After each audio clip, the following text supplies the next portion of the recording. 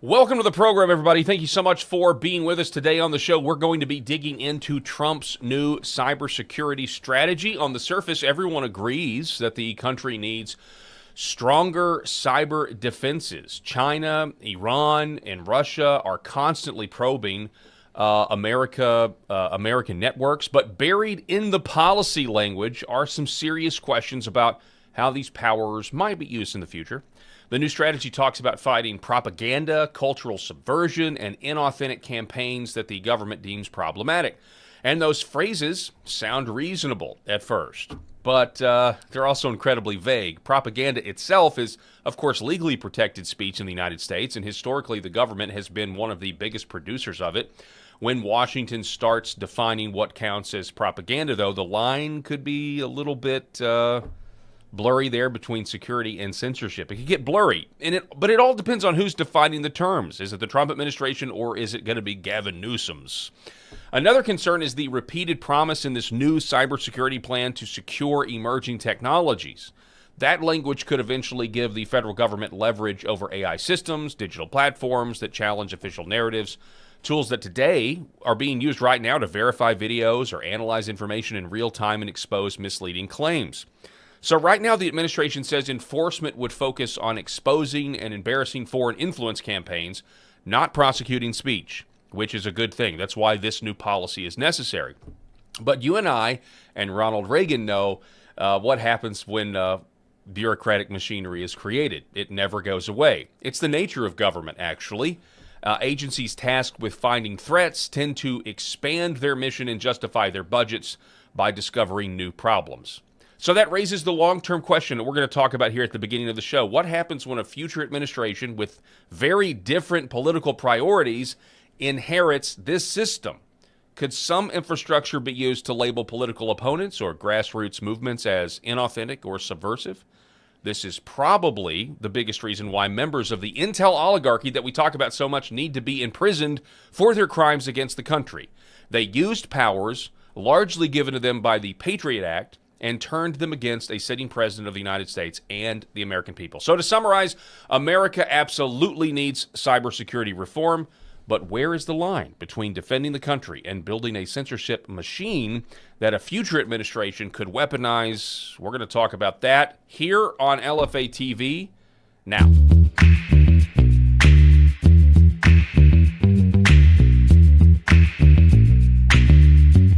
The Paul Harrell Program.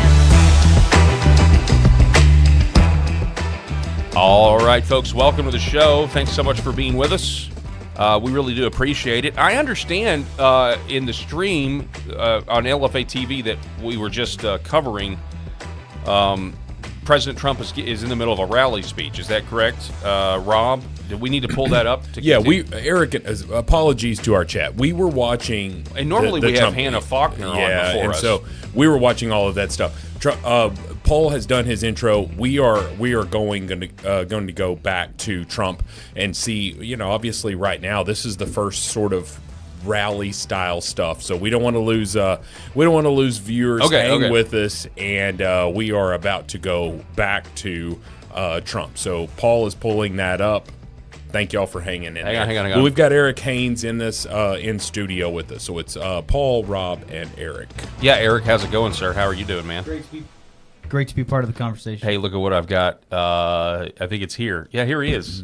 We got some updated. You're happy to be part of the conversation. I've got some updated lower thirds. Okay, sorry. I wanted to throw that up there. So I think we have Trump here.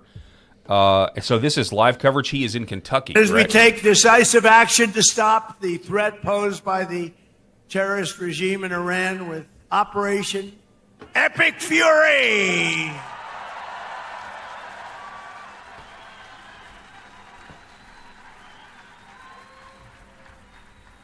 Is that a great name? Well, it's only good if you win. You can only do.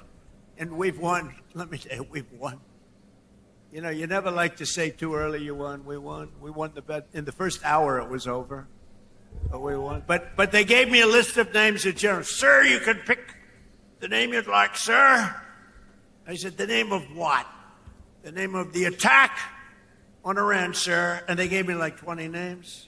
and I'm like falling asleep. I didn't like any of them. Then I see Epic Fury. I said, I like that name. I like that name.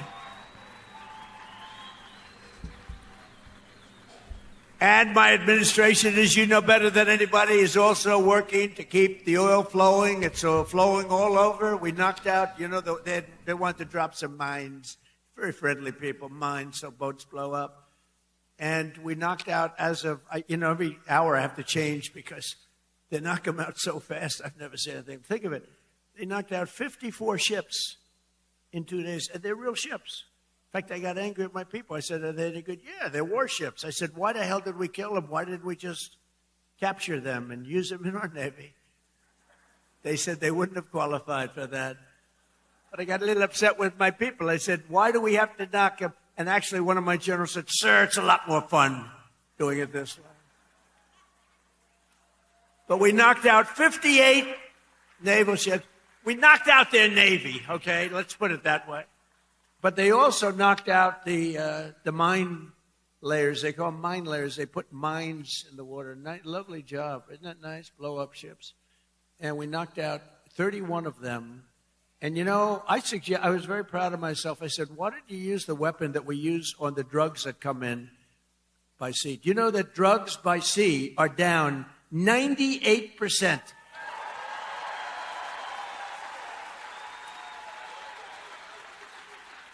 And I said, that's a hell of a weapon. And they said, well, give it a shot. It worked very well. We've knocked out, I think, 28 or 29, all of them, almost all of them. They'll all be gone. By the time I'm finished speaking, they'll be gone. These people work very fast. But I'm pleased to report that earlier today, the International Energy Agency agreed to coordinate the release of a record 400 million barrels of oil from various national petroleum reserves around the world, which will substantially reduce the oil prices as we end this threat to America and this threat to the world. We don't want to leave early, do we? We got to finish the job, right? Over the past 11 days, our military has virtually destroyed Iran. Tough country. Their air force is gone. Totally gone. That took the better part of about 3 hours. They no longer have radar. They don't have anti-aircraft equipment. They don't have anything. Their missiles are down 90%. Their drones are down 85%. We're blowing up the factories where they're made left and right. All right, so we've just been frankly, listening. This is an seen interesting anything like it. speech. President Trump is giving in Kentucky. If anything, it's because it's kind of the beginning of campaign season.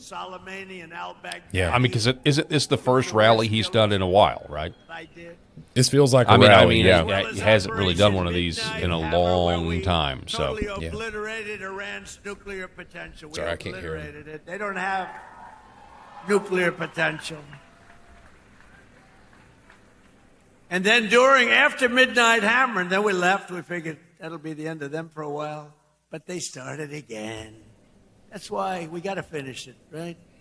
We don't want to go back every 2 years. And that's because, there'll be someday when you don't have me as president. You'll have perhaps you'll have a weak, pathetic person like we've had in the past, mostly all. Like Barack Hussein Obama, who signed one of the worst deals ever with Iran, where they were going to give up everything. Remember when he filled up a 757 with billions of dollars of cash and sent it to Iran? Billions. People forget that. That's when I realized the presidency is very powerful. When you could put over $1 billion in an airplane and fly it over and give it to a foreign country that's your enemy. How stupid was that? Treason. But that Treason. deal, the Iran nuclear deal, gave them the right to have a nuclear weapon as of 3 years ago. If I didn't terminate that deal, I terminated it very quickly. If I didn't terminate that deal, they would have had nuclear weapons, and this world would right now be a different place, much different place. Believe me. Yeah. And then Biden, he came along. He had no clue. He didn't know what the hell he was doing. Yeah, we But didn't know they, who was running the country. What they did was incredible. Everything they did was wrong. Think of it. Afghanistan, Biden, Afghanistan.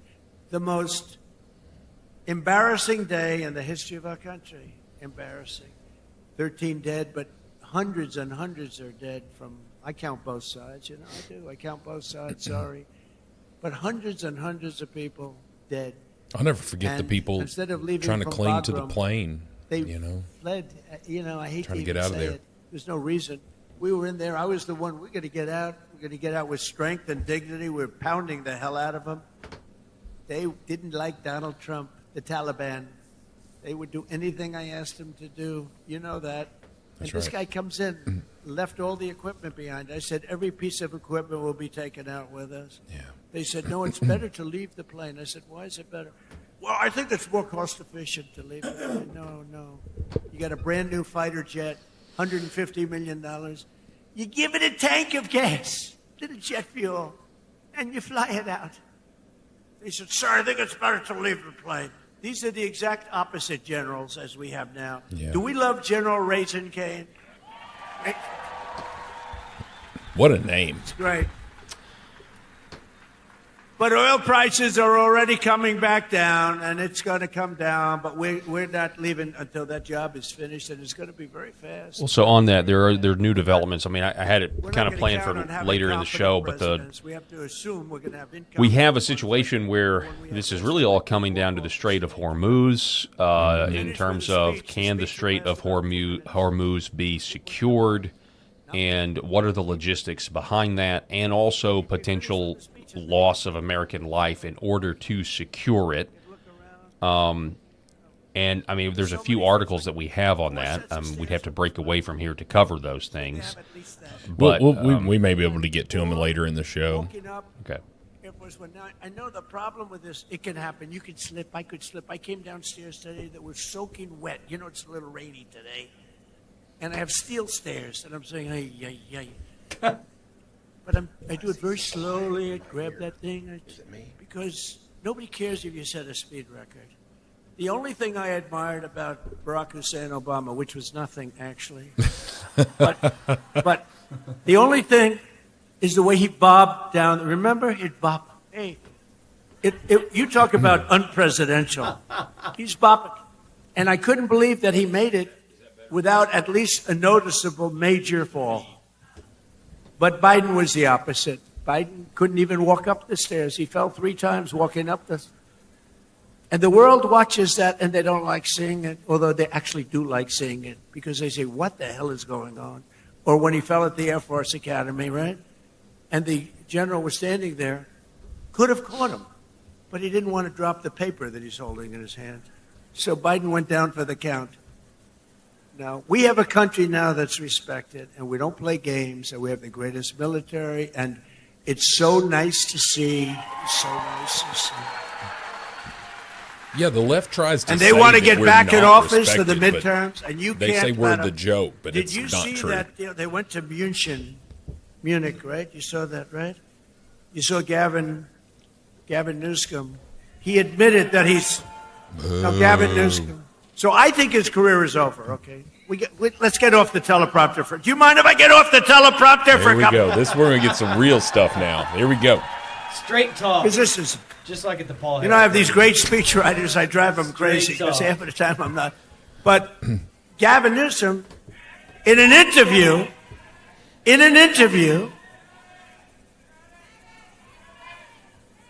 Uh-oh. What's going on? Is there some protester or something? I don't know. There's something. You have a doctor in the house, please? Okay, Oh, somebody got needs medical. medical attention. Seems to be right there on the front row. Yeah. I didn't see anybody pass Yeah, out. take your time, please. So my video is a little bit of a delay, so I didn't know what you meant.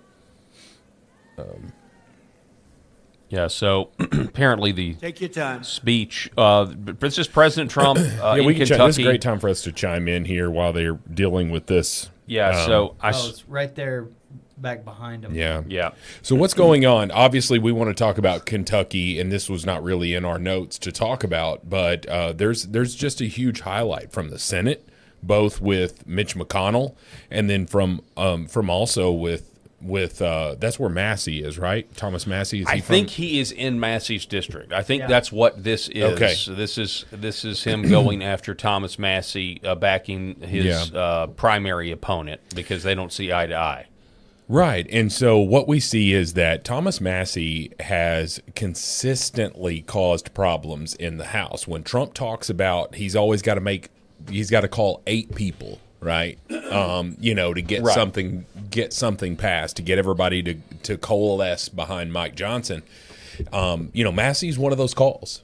And Chip Roy, and who I like a lot of what Chip Roy does, but we can't forget that Chip Roy endorsed Ron DeSantis, and he wasn't the only one. So anyway, the whole thing about it is I think that Massey has something to at least be concerned about leading into these elections. 100% he does. And, there have been people that have talked about how, he voted, wasn't as much of a protest when, Biden was trying to get certain things passed versus Trump. And I think those are fair criticisms. Sure.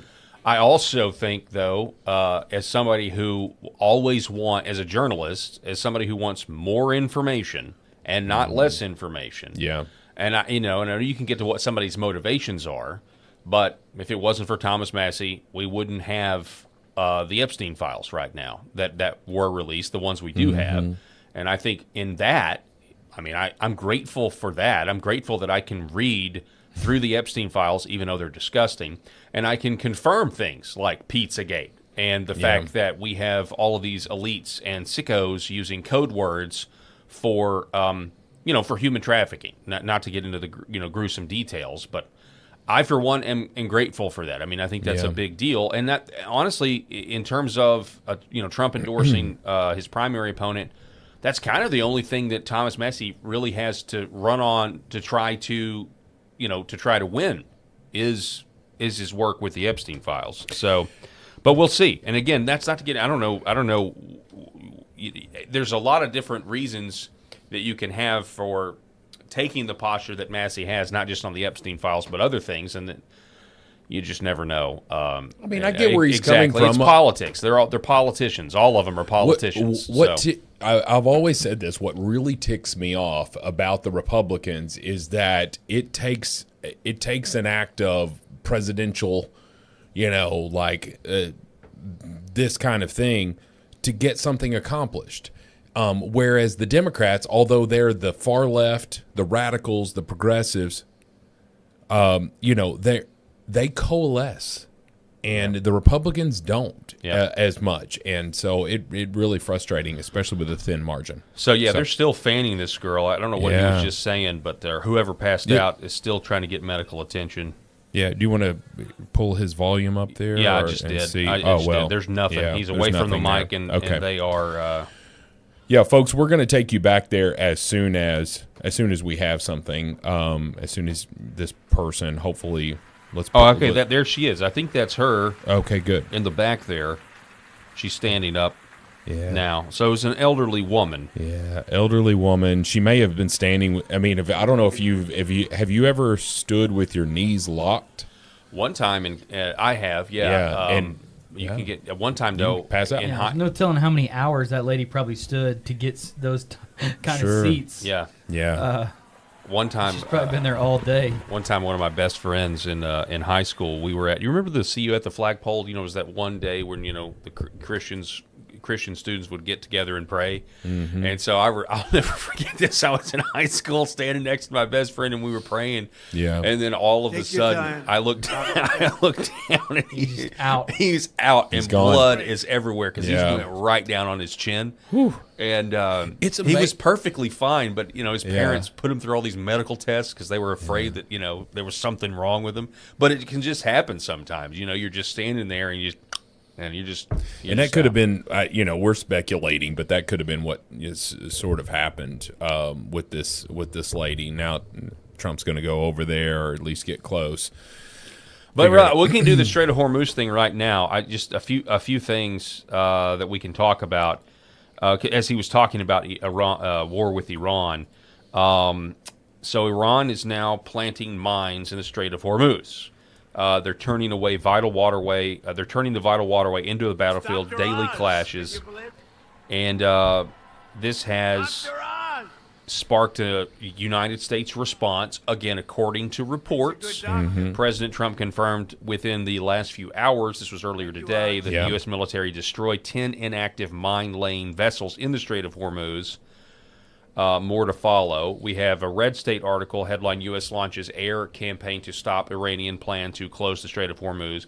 I think at this point, for people that want this to be over or kind of come home, it's all going to depend on the Strait of Hormuz. Can it be secured, or is Iran going to try to, I don't know, sink a bunch? You could take a bunch of ships, theoretically, and maybe even try to blockade it or sink a bunch of ships to make it impossible to pass. I don't know. We're using the same technology. This was confirmed. We're using the same technology that they use to shoot the cartel boats down. Wow, really? That's Didn't what know they're that. using right now. Okay. After they said there's 28 of these ships that have gone out and laid mines in the strait, and they're using the same weaponry that they use to take out the cartel boats.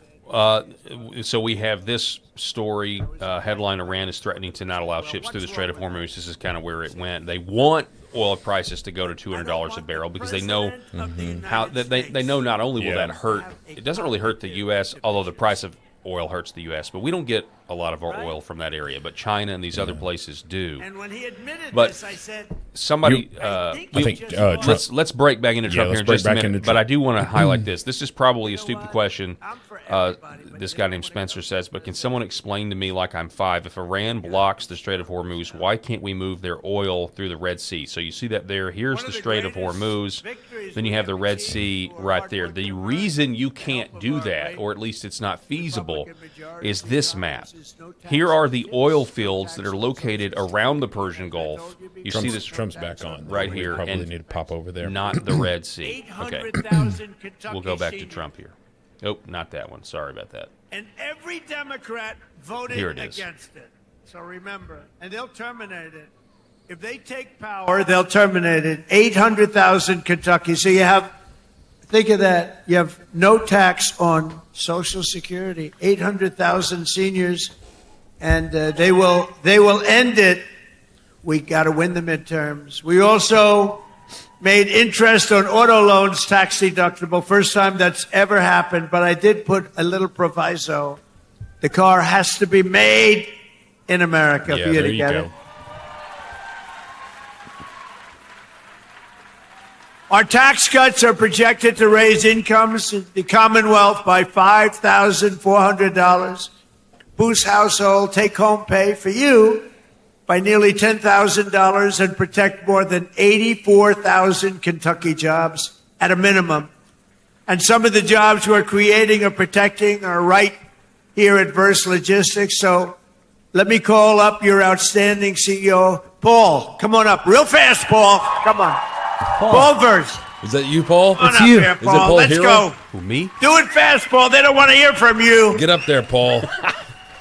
Cut this. We've already heard this. Cut this into a bumper. We've already heard this in the chat. We don't want to hear from you, Paul. Go back to the president. Yeah, that's true. Yeah. Wish I could have gone before him, Mr. President.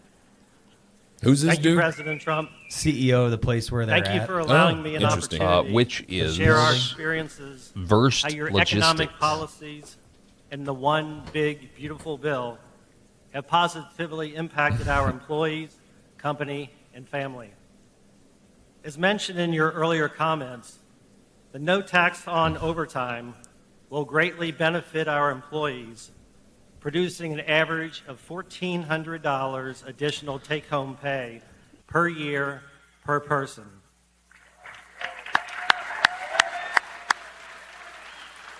With this amazing benefit, the savings they will realize can be used to take a family vacation, provide further education for their children, pay bills, or make a down payment on a house or car. Yeah, we get it. Victory. Great. Our family great. and Let the Trump companies have a talk. mission of giving back to our communities. The savings from the lower tax rates and permanently full expensing of equipment will allow us to invest back in our local communities of supporting nonprofit That's fair, organizations Yeah, and fair. providing Fair. I educational get it. scholarship money for students hurts. attending Totally fair. local high schools and colleges. Many of our versed family owners and members who are with us today understands how vital the extension of the estate tax credit exemption is for the continuity and succession planning of our great family business. Our sweat and equity are tied to this building, many others, and our business. Oh, Lord. Without this extension, Give it up, Paul. Come it is on. possible our thriving business would one day We're need to be sold. not talking you, about me. not you, Paul. This Paul that's on this square that's on the President stage Trump, here. This is all possible because of your vision to make America great again. There you go.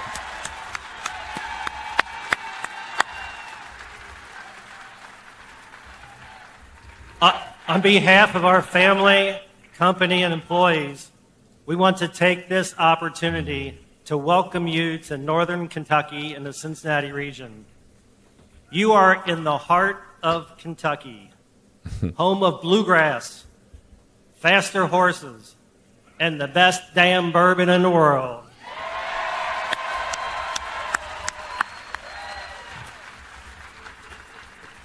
You are in Trump country right now.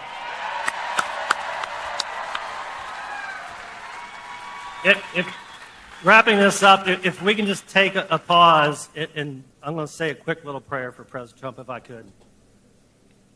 May God bless and keep you healthy and safe. And may God bless our beloved United States of America and everything it stands for. Thank you, President Trump. I wonder what this company does. Does anybody know what Versed Logistics does? I mean, I'm just curious. I'd like to Thank know. you, Paul. Wow, he did a good job. I would imagine they solve problems. You think that's easy to do? That's not easy. Well, I'm going to look Sometimes it I'll up. say to the head of a company, please come up and say, no, I don't want to do it. Very good. Thank you very much. Thank you Well, we for see prayer. what the McDonald's CEO. Also with the us today McDonald's is CEO, Sammy Biddle, who Tiny works at Bites, the yeah. restaurant and bar in nearby Newport, Kentucky. Sammy makes over half of her income through tips. And now, thanks to the no tax on tips, her tax liability has been slashed by more than 50%. Trucking. The It's a average trucking filer's company. tax refund this Yep, family year owned has with strong soared focus to on giving nearly back. $4,000. You're saving $4,000, and Sammy's receiving even more, over $5,000. So Sammy's going to make over $5,000 more than anticipated, all because of the great, big, beautiful bill that the Republicans got passed, but with not one Democrat vote.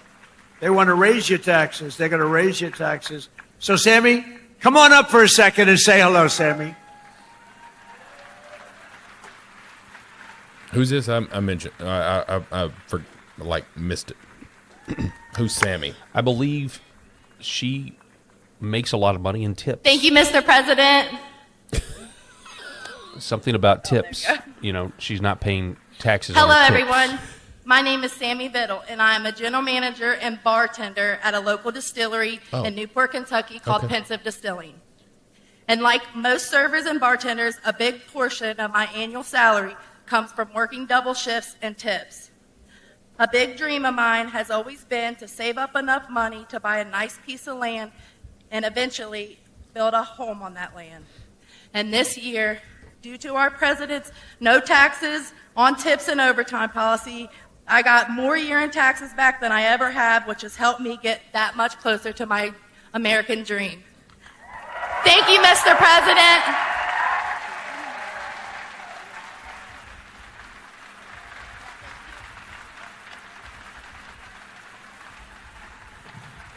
That's pretty good, right? Thank you, Sammy. So millions and millions of Kentucky families will have more money in their pockets thanks to what we did with respect to tax cuts.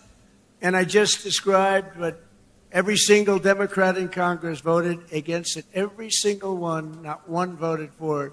They want tax increases, along with just one Republican voted against. Here we go. You know what the name is? He is the worst person. His name is, what the hell? How did he ever end up in Kentucky? His name is Thomas Massie. How did he ever end up here, Paul? Anyway. Yeah, Paul. How do So you make it? Massie voted against tax cuts for seniors. So weird. He voted against tax cuts for overtime workers, and he voted against tax cuts Paul, for you got to do earners, something about tip Massey, earners. okay? No, he wanted to increase the taxes. He voted with the Democrats. He voted against our historic funding for border security. He voted against border security, where we took the worst border in the history of our country and made it the best border in the history of our country in 2.5 months. He voted against it. And he voted against eligibility verification for welfare recipients. Nobody has to be eligible. Just pick up whatever you want. The people in this room don't like that. Thomas Massie also voted with the radical left Democrats in Congress to keep the federal government shut down during the open border crusade while our military went without pay. He voted for our military not to get that pay. And now Massie, he's the worst. And I don't say that. I never hit a guy like this. The guy's the most. We call him Rand Paul Jr. He votes against everything. But at least I like Rand a little bit. Can't love a guy that votes. I got him elected twice. If I didn't endorse him, he was not going to get elected. Do you remember that? I came and I did a little rally, and Rand votes against us all the time too. But at least he's okay. I wouldn't say the greatest. And now Thomas Massie is attacking a great Navy SEAL hero. This is a real hero, Ed Galrine,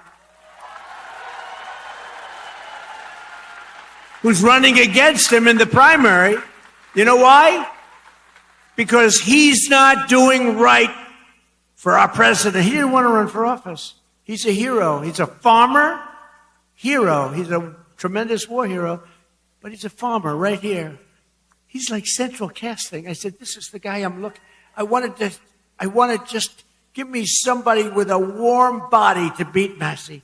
And I got somebody with a warm body, but a big, beautiful brain and a great patriot. He's unbelievable. And he did it because he said he's disrespecting our country. He votes against everything. And Ed became an independent a few years ago because he was so angry at the way the Republican Party was operating. And I don't disagree with him. Other people did too. But then Ed came back, and he came back strong because I got involved. And he came back stronger than he ever was. And now he's all the way, he's in this party and he's in it. And he said, I came back because of the strength and wisdom that Donald Trump displayed. And I appreciate that. That's a nice, I think I'm going to use him in an ad. I think I'll use that statement. I'm going to use that statement in an ad. Strength and wisdom. I put wisdom in quotes because I didn't say it, he did. But many people have joined and rejoined our party, but Massie did not because he only votes no. He just votes no. Doesn't matter. I could give him the best things in the history of a Republican voter, and he'd vote no. There's something wrong with him. It'll be interesting to see what he does with the Save America Act, which is very simply, I think he has to vote for it, but he's a nut job, so you never know. All voters must show voter ID. 98%. That's 98%. All voters must show a little thing called proof of citizenship in order to vote. Right? Right, Paul? Paul agrees. No mail-in ballots except for illness, disability, military or travel. You're away. You can't get there. We'll be generous. And then I added 2 things. We call them best of. You know what they are? Best of Trump. These are the best of. No men in women's sports. 99%. That's 99. And no transgender mutilization surgery for our children. That's it. That's it. And I think we're going to get it approved in the House, and I hear the Senate has a hard time. How can you have a hard time with that? How can you have a hard time? But Massey wants to vote no, but on this one he may be forced. I mean, how can you do it? So I just want to say this. Thomas Massey is a disaster for our party. He comes from a state that I won by a landslide, got the highest vote in the history of your Commonwealth. The highest vote. I got the highest vote. That means the people like me, and I love them. I love them.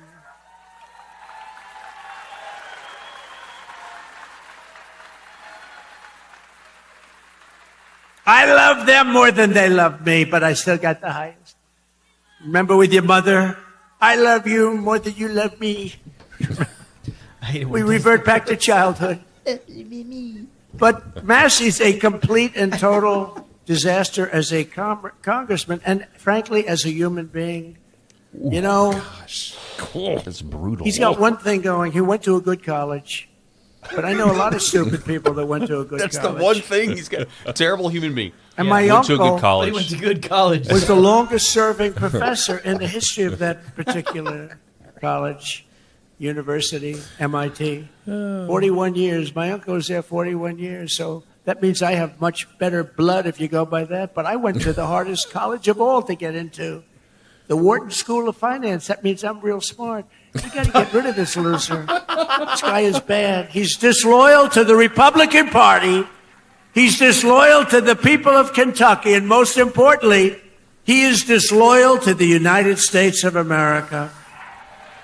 And he's got to be voted out of office as soon as possible. I honestly On the other hand, really wish there was a way to poll the audience there. Like, is there Ed anybody there Galbraith polling, exit polling? has my I don't know. complete Do they and do that? total endorsement. He's a true American hero, and he's a great patriot, and he's doing it because he saw what this guy was doing to our country, and he said, I'm going to run. He's now a farmer, successful farmer, and I can tell you, he's strong as hell. He shook my hand. My hand is still recovering. Sir, I'd like to shake your hand. Absolutely. Holy back. I didn't got a tell him farmer's that, grip. you know. I'm telling him now officially. Ed, would you come up for a minute, please? So this is Thomas Massey's primary challenger. Yes. That was Mr. President, Yes. welcome to Kentucky, and thanks for coming to the heartland. Because you are I think this guy used to loved be a and never admired Trumper, here by the way. for your courageous leadership of I'm our pretty sure great that's nation this at guy. such a critical Hang on, time let me- in history. Wow. I Thank don't you. know this guy. Is that a toupee? Thank you.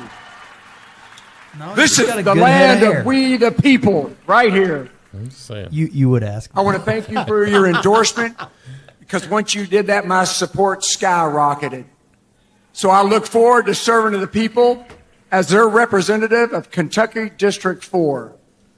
Because as you folks know, you deserve an authentic, true Republican conservative that stands shoulder to shoulder with our president and the Republican Party and against the Democrats who are trying to destroy our nation. Captain Ed Gallerin is this guy's name. USA! USA! USA!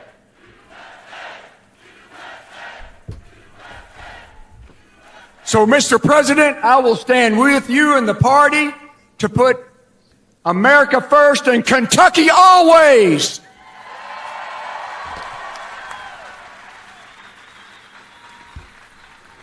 Mr. President, I hope the fake news gets this.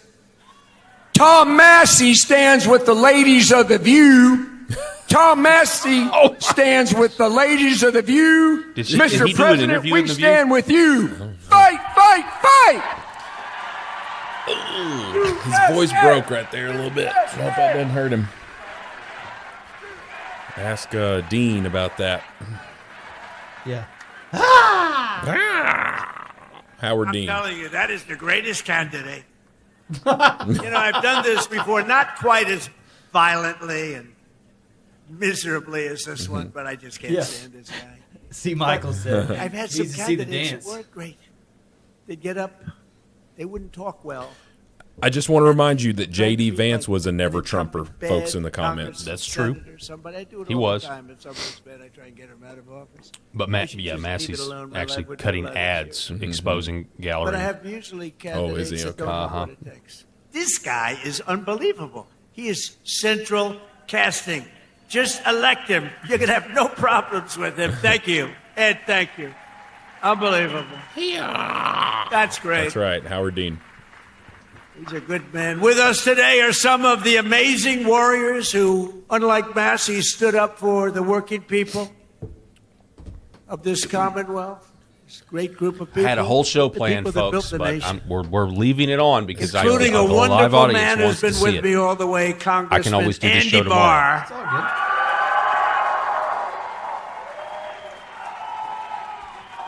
All the way.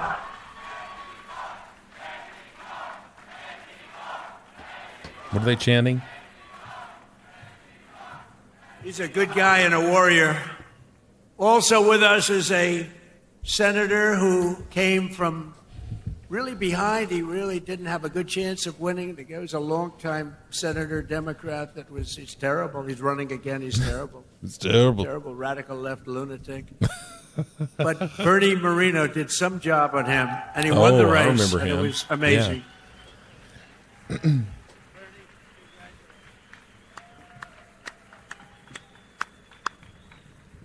And thanks as well to CMS Administrator. You just saw him working. Dr. Mehmet Oz. He was just working. Man. Thank you, Dr. Oz. Director of the Center for Medicare, who's an incredible guy, helped us so much with the reduction in drug prices that you got, the biggest reduction in history. Chris Plump. Yeah. Dr. Oz would have been great to have in the Senate from Pennsylvania. Your state but, attorney general, Fetterman had Russell he's Coleman. not been the worst Russell, because of that. So thank you. Yeah. Thank you, Russell. Good job. I've been thankful for Fetterman in a couple of, A wonderful Secretary of State. We have a good one in Washington, too. Marco. Do we like Marco? I think so. Yes, we do. We like Marco Rubio. Your Secretary of State, Michael Adams. Thank you. Thank you, Michael. Oh, of Kentucky. I was confused. Yeah. State Auditor, Allison Ball. So Thank you. somebody in the chat says, These are great people. They're just And coming I've in gotten too to know fast. them over the years. They're just incredible. oh, Bobby people. Driver State writes, Treasurer, I hope we can Mark trust this Metcalf. guy, meaning Thank the you. Massey opponent. Thank He you, looks Mark. like a Democrat. Question to Great the chat. job. What does a Democrat Your look former like? Kentucky Attorney General, Daniel Cameron. Daniel. I've never seen a Thank you, woman Daniel. Democrat who was hot. Like And Chairman really, and CEO really of good Morris looking, Industries, good man, Nate Morris. We got Anna Paulina Luna, Nate, on thank you. the right. We've got No comment. Now, also with us, listen, I'm just trying to Is say, a man. I mean, you got local desert legend. trolls on the left. who did quite well suing the Washington Post and various and sundry others. Where's Nick Sandman? Come here, come on, hurry up, Nick. He's a young guy. He can get up here. So the Covington High School guy, guy Nick walked away with a Sandman, lot of money. that They got- did a number on him. He yeah. said, "We're not Yeah. going to take it anymore." I love Sandman. these guys. Is he Nick. in political Wow. office? He was the now? kid No, with I the red just think hat he's on, a big standing celebrity. in front of Just the think guy he's with there. the It's Say a that couple was a of words, psyop Nick. We that- love Nick. was exposed, and it was back during what is referred to as Woke Wars 1. Here's Nick Well, Sandman. thank you. And as I just said, really, the only thing I can say is, Mr. President, thank you. Thank you, and thank you to all of you, because it's us together, which can beat the radical left. So thank you. We will always stand with you. Yeah, a millionaire because of the radical left and their treatment of him, but the media. Yeah, I was going to say, he won big I on watched that whole lawsuit. thing unfold, Nick, and I said, that guy is getting scammed. And you know what? He scammed them because what he did was pretty amazing. Him and his The group of media friends, treated they're him the good, way loyal they did friends, because he and was that's great. white. right. Period. 100%. You guys remember he was wearing the I loved hat it. with the I Native loved watching Americans what and he all did. of that stuff. Yeah. And another one who's this guy. And all he did was He's just just standing not there. blink. Stood All there. he did was just just, I'm stood not there. backing down But from he's you. fighting like And a a white he guy goes, he with a fights MAGA guys hat like just 70 pounds smirking bigger. at a leftist He's like a activist two-time sent the Olympian media champion. into a racist He's this frenzy. massive Yeah. guy. And my friend is a guy named Jake Paul. And No I way. said, Oh man. No way. and I'm watching. I didn't realize there was a slight size variance, like about 7 inches and about 70 pounds. This guy fought like, I tell you what, he is courageous. He's an incredible guy. He's got a brand new, beautiful fiance, and you're not allowed to use the word beautiful when describing women anymore. It's the end of your political career, but I'll say it is. She's an Olympian. She's beautiful. She just won the Olympic gold medal. Sorry. Where's Spoiler alert. Yeah, sorry about that. Where is she? I'm going to keep my mouth shut. Where's now. Utah? She gold medalist. Boy, I tell you, she's strong. That means she's strong. You better be careful. She's a beautiful person, and she's a big, strong athlete. I watched her win that gold, and they have an expression, if that were a fight, they'd stop it, right? She's great. But Jake Paul is a great guy. And you know, part of the deal is, he said, R-Star77 "You in mind the if I do chat an says interview Susie with you?" Wiles I said, has "Jake, got to go. I'm the president of the You guys United agree or Did disagree? he just with mention that? I don't do Susie? interviews. Look at Joe Biden. He went 2.5 years without doing an interview because he was shot. But he was shot 30 years ago, too. He was no good. But I said, Jake, I'm president. How can I do your local podcast? But his local podcast is big stuff. And he's big stuff. Jake, you got to come up. Come here. Come on. You got to come. This guy has guts. And he walked out with a broken Yeah, I was jaw. gonna say, his This jaw's was not the broken. greatest fight. But you know what it showed? Lots of courage. Come here, Jake. Say it. Yeah, what Mr. Trump has taught me is courage. You know, we never back down from a fight, even if they're much bigger than you, much, much bigger than you. And I feel all the local Kentuckians feel the same way. You guys have that fight. You guys have that swag. There's a lot of young kids in here. The future of America. I grew up just a few hours away from here, and my dad taught me to fight.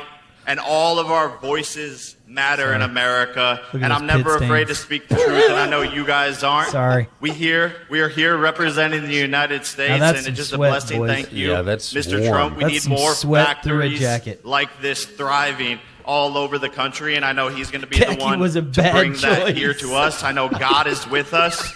I know He wants us on the right side of That history, is a ton of perspiration. and everyone here has to do their part. And God's got us. Trump's got us. God bless. Love you, Kentucky. Raise your hand up higher.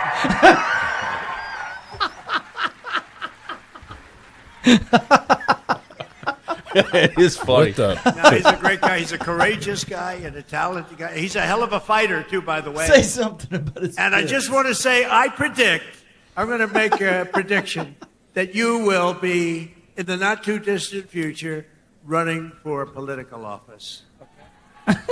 And you have my complete and total endorsement, okay? Yeah, that's what we want. He's an incredible guy. A lot of courage and smarts. So in 4 long years, Joe Biden and the radical Democrats in Congress gave us the worst inflation in the history of our country, driving up prices all across the board. They left us a mess. In 12 months, my administration has driven down core inflation down to the lowest level in more than 5 years. And in the last 3 months, inflation was less than 1.7%. Under our policies, prices for chicken, eggs, cheese, butter, potatoes, and fresh fruit are lower today by a lot than when I took office. Hotel rates, automobile prices, and rent payments are way down as well. As a result of my direction to purchase $200 billion in mortgage bonds, a risky move, perhaps, but not for me. Mortgage rates are now the lowest in more than 5 years, and the annual cost of a typical new mortgage is down almost $5,000.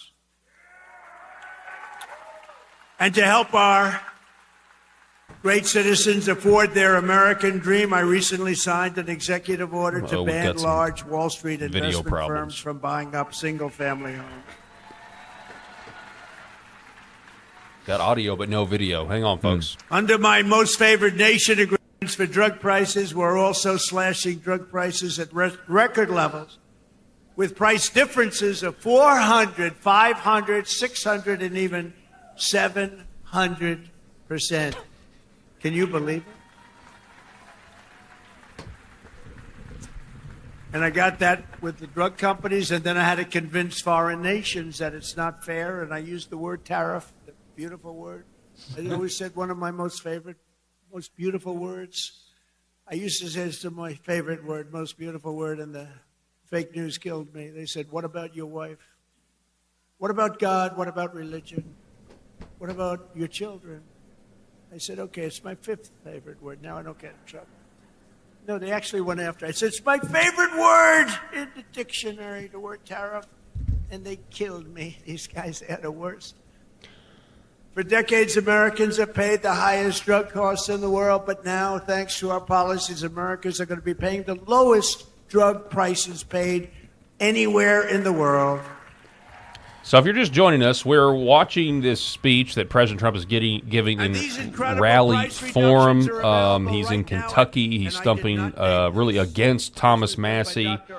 We've had one person pass out already, which interrupted the speech. We've heard from Nick Sandman, Jake Paul, or Logan Paul? Which one? Logan Paul is Jake's older brother. So who did we hear from? Jake. Jake Paul and... Logan is the YouTuber guy. Jake was as well, but now Logan fights in the... Logan is in the WWE. Yeah. So Jake has boxed. He's Jake the one that boxed MMA Mike Tyson. Yeah. So we're just watching this event because it's the first one of the season, the first political Trump rally of 2020 that I know of from 2026. He named it. I didn't name it. I'm not sure I want my name on drug. Well, drug reduction is probably good, right? Prices ever go up, I'm going to say, get my name off there. But they're not going to go up. They're only going to go down. Other presidents tried to do it, but all they did was talk. It was all talk, no action. I got it done. I got it done for you. Got it done for Kentucky. But it's doing record-type business, right? Biggest price reduction. I think it's one of the biggest things to happen in medicine because the prices are just a tiny fraction of what they were. So Trump RX is a major step toward a larger goal of reducing the cost of health care for hardworking Americans since the passage of the Unaffordable Care Act. You know what that is? I love the name. The Unaffordable Care Act. Oh, do the Democrats hate me? I wonder who hates me more, stupid Tom Massey or the Democrats? I think it's close. I would imagine. Well, they have Trump derangement syndrome. Yeah. If we won that war... Bobby Driver, love these Trump rallies. Paul, thanks for keeping it on. We won that war in one day. He should have done it faster. It's unacceptable. And by the way, if I didn't go in, now they like to complain. It's hard for them to complain with that military. It's so incredible. But they like to complain. So let's assume I didn't go in. I was like every other president. Oh, no, let them kill people. Let them get an atomic weapon. Let them get a nuclear weapon that can destroy the world. So let's assume I didn't go in. They'd say, he should be going in. Yeah, he's right. These are the worst people. Since the passage of the Unaffordable Care Act, sometimes referred to as Obamacare, named after Barack Hussein Obama. Have you heard of him?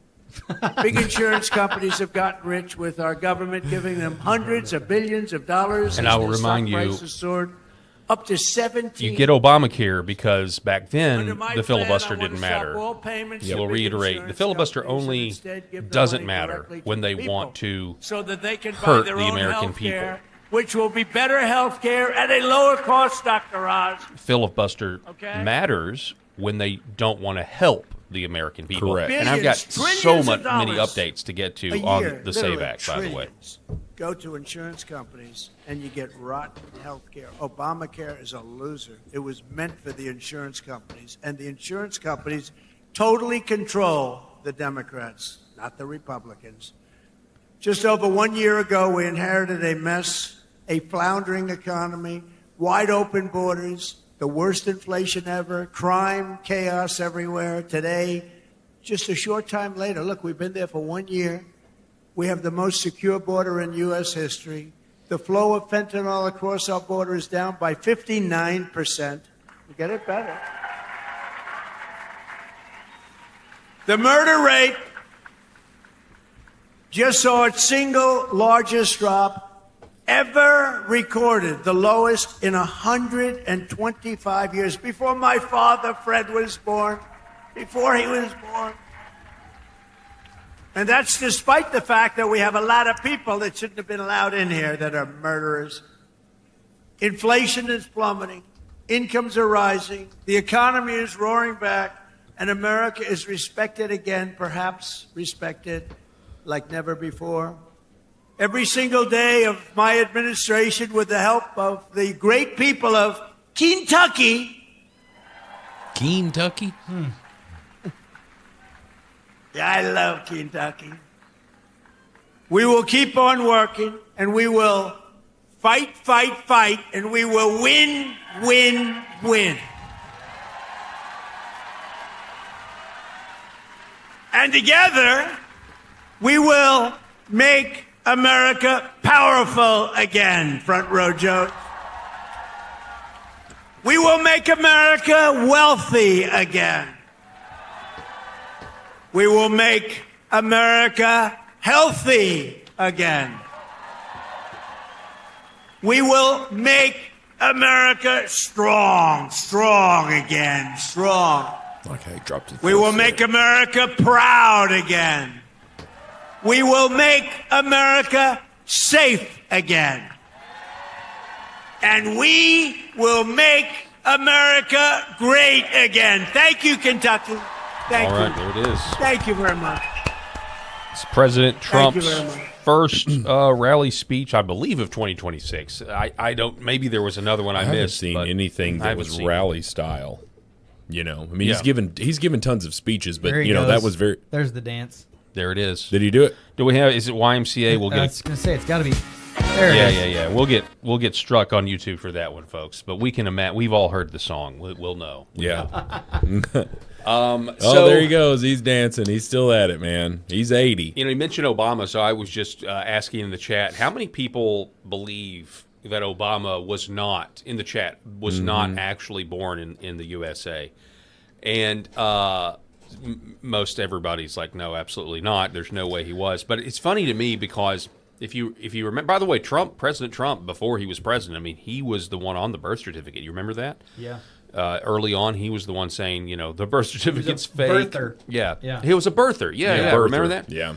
Now that we know, it's so interesting if you think about it. If you can go back and put yourself in the mindset of where there was still some trust in the mainstream media. I mean, there shouldn't have been, but not like there's the lack of trust now post COVID and post, you know, all of that 2020 to now, the whole psyop, everything.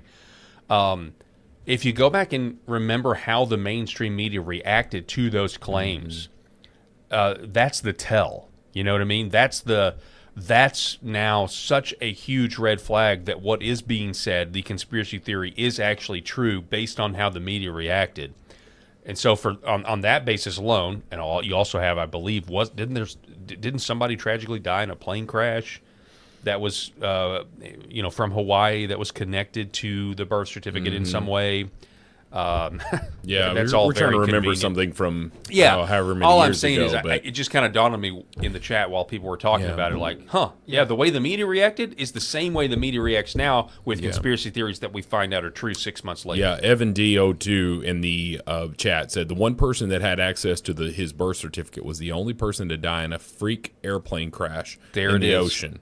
Yeah, I had forgotten about that. Me too. Yeah, that's been so. I mean, at a certain point, what is our record for those of us on the right? What is our record against the conspiracy theory? So people want to talk about we're heading into March Madness right now, and everybody talks about, oh, what's this team's record against the spread, right?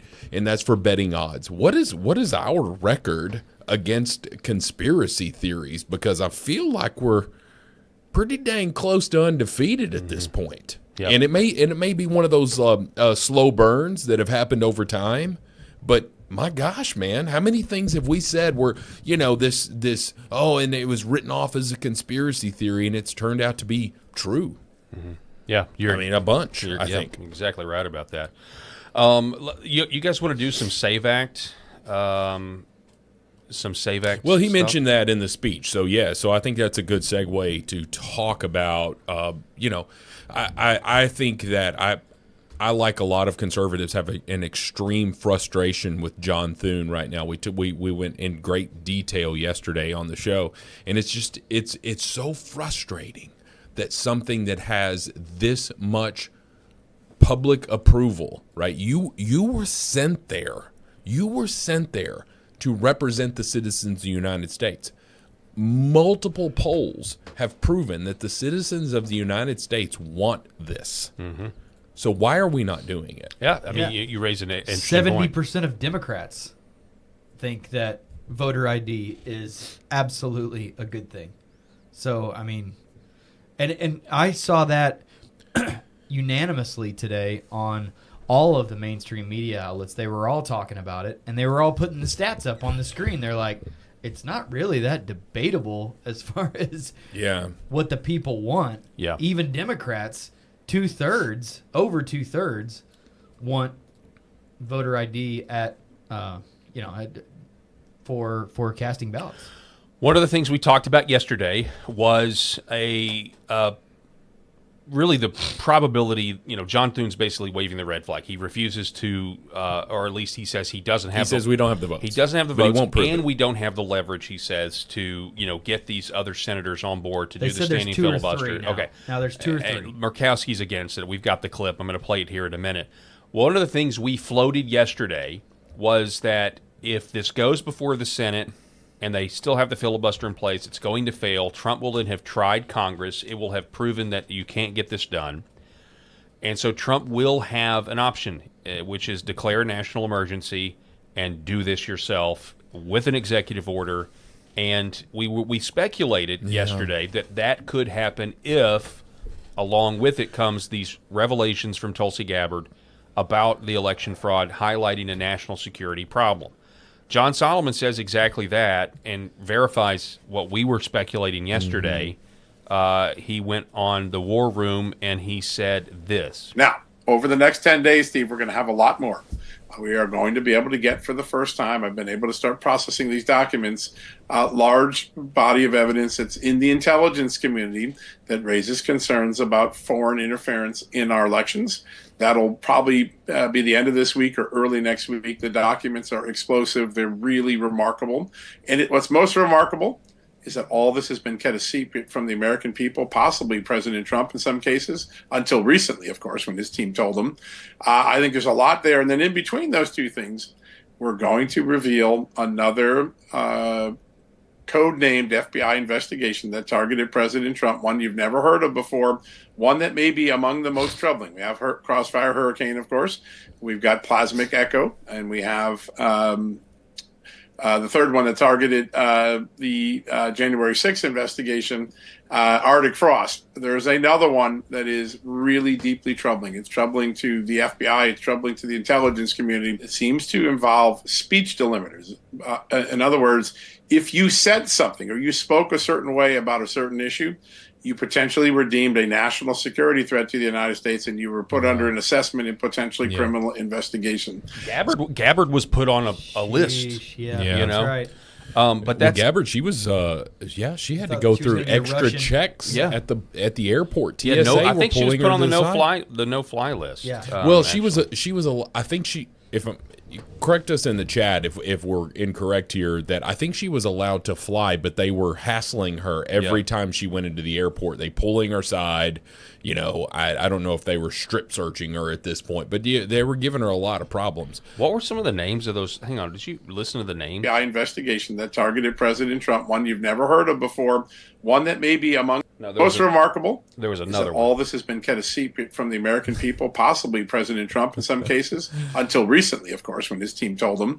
I think there's a lot there. And then in between those two things, we're going to reveal another code-named FBI investigation that targeted President Trump, one you've never heard of before, one that may be among the most troubling. We have Crossfire Hurricane, of course. Got that one. We've got Plasmic Echo, and we have who's naming Plasmic Echo?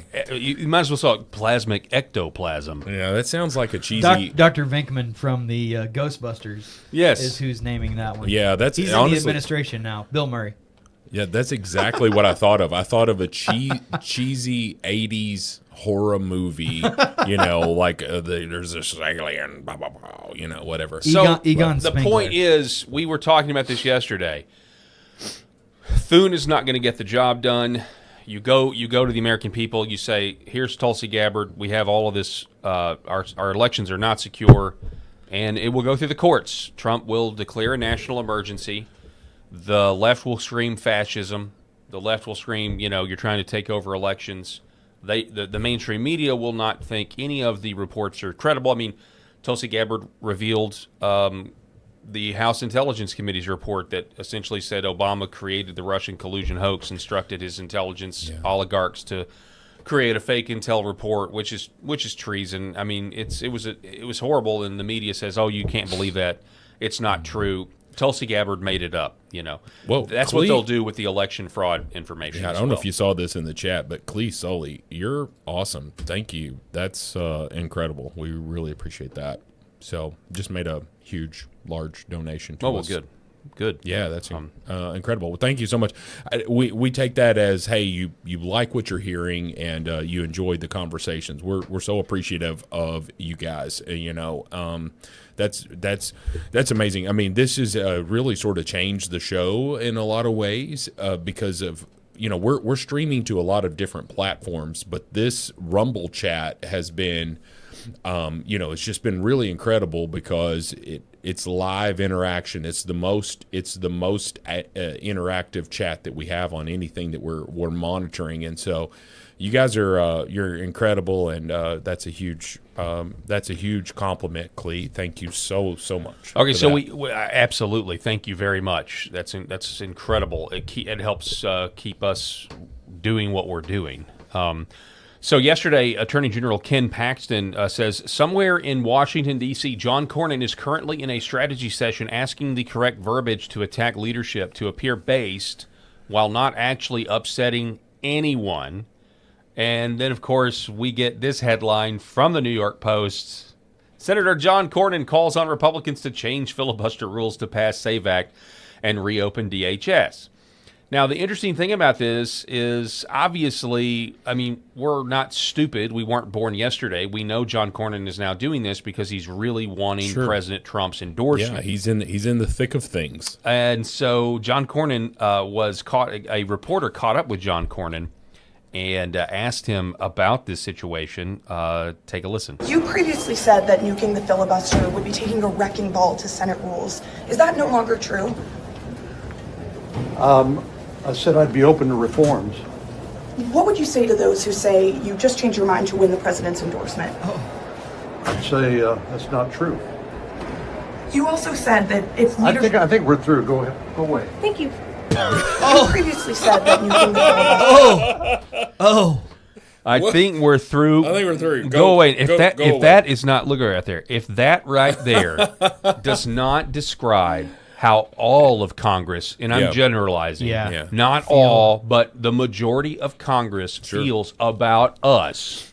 Wow. I think we're through here. Go away. Go away. Go. Just this limp-wristed. Yeah. Go away. Listen, I'm a United States senator. Go Does away. Lindsey Graham do that?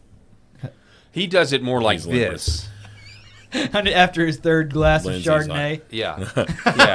after he makes sure that there's a Senate chamber. That I'm never mind. I'm going to get it. I'm going to get in trouble. I will say this. This is how you act after you get kicked in the crotch with a wide foot. I'm just saying. Do you guys remember that disgusting video that leaked from the Senate chamber of, well, it was sodomy. There was active sodomy going on. Yeah, the gay guy getting pounded. Yeah, and no one ever found out. What? You didn't see this? Eric. Well, thank goodness. I don't want to go down there. It was blurred. I mean, I never actually saw the video. I only saw the blurred version. It was in a committee room, and I can't remember exactly the exact committee room. Oh, but he was a Democrat staffer for some member of the House, and I can't recall who. And so it was a cell phone video from the angle of the giver. And we never found out. There was an investigation done, and it was dropped. We never found out who was on the other end of this sodomy act, and who had. So there's a lot because those rooms are monitored in terms of who has access to those rooms, right? So who has the authority to get a Senate committee room? Who has the authority to make sure that it's going to be private and locked down while the act takes place? Yeah.